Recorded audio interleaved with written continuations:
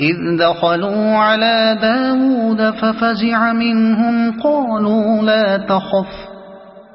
خصمان بغى بعضنا على بعض فاحكم بيننا بالحق ولا تشطط واهدنا إلى سواء الصراط إن هذا أخي له 99 نعجة ولي نعجة واحدة فقال أكفلنيها وعزني في الخطاب قال لقد ظلمك بسؤال نعجتك إلى نعاجه وإن كثيرا من الخلطاء ليبغي بعضهم على بعض إلا الذين آمنوا وعملوا الصالحات وقليل ما هم وظن داود أنما فتناه فاستغفر ربه وخر راكعا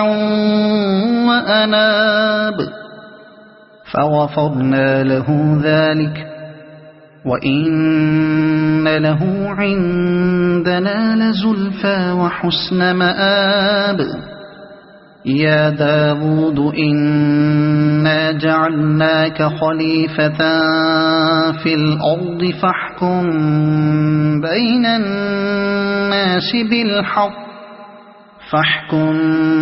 بين الناس بالحق ولا تتبع الهوى فيضلك عن سبيل الله إن الذين يضلون عن سبيل الله لهم عذاب شديد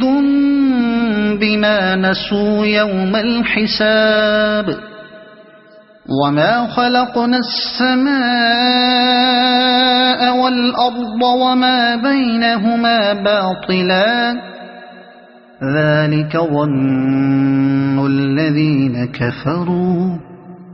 فويل للذين كفروا من النار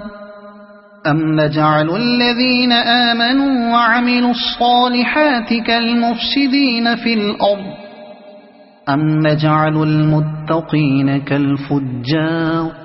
كتاب أنزلناه إليك مبارك ليدبروا